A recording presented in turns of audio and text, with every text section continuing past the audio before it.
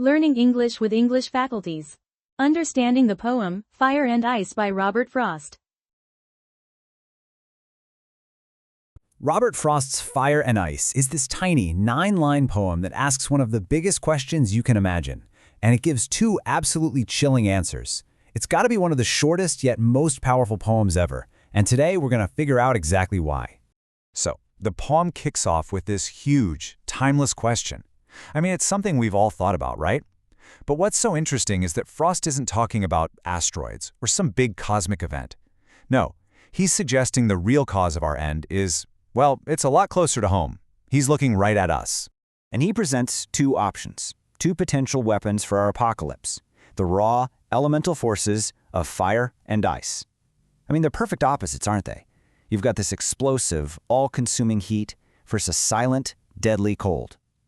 This clash right here sets up the entire conflict of the poem. Now, here's where the real genius of the poem clicks into place. Frost isn't being literal. He's using these elements as symbols. He's making the point that the apocalypse isn't going to come from some outside force. It's going to come from the unchecked emotions that are raging inside of us, inside humanity itself. Here they are, the famous opening lines. Frost just lays it out there, two competing theories. It feels so simple, so conversational, doesn't it? Like you're overhearing a debate. But it's the start of a really, really deep idea about what destruction actually is. So what do fire and ice really stand for?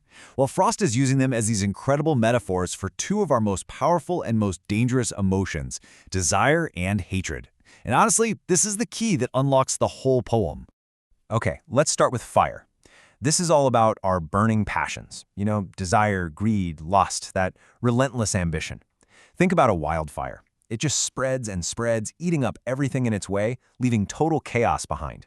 Frost is saying that that kind of impulsive, fiery emotion, if we don't keep it in check, has more than enough power to completely destroy our world. And then you've got ice. This is the complete other end of the spectrum. Ice is about hatred, indifference, cruelty, that emotional coldness. And unlike the big explosion of fire, ice destroys slowly, quietly. It's a creeping kind of destruction that freezes compassion, cuts people off from each other, and just hardens our hearts until there's nothing left. All right, so now that we've got the symbols straight, let's actually walk through the poem's logic. It's incredibly short, but Frost is building a really powerful argument here. Right here, the speaker jumps in with their own personal take. And listen to that word, tasted. It feels so intimate, so sensory. It connects you directly to that idea of desire and indulgence. So based on their own life experience, the speaker picks a side. They're siding with Team Fire.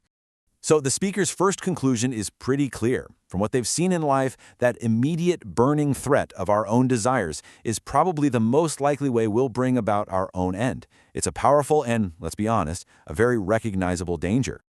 But just when you think you've got it figured out, Frost hits you with a twist. He says, okay, but what if the world had to end twice? And this is where he brings in the other option, hatred or ice, and calls it an equally skilled destroyer. This part is just brilliant.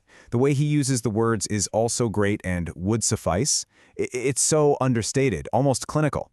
Frost is saying that, yeah, fire is this huge explosion, but the slow, steady, cold destruction that comes from hatred, it's just as absolute.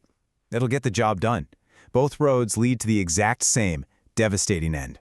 So how did Frost manage to pack so much meaning into just 9 lines? It's incredible. Let's take a look at the poet's toolkit he used to make this message hit so hard.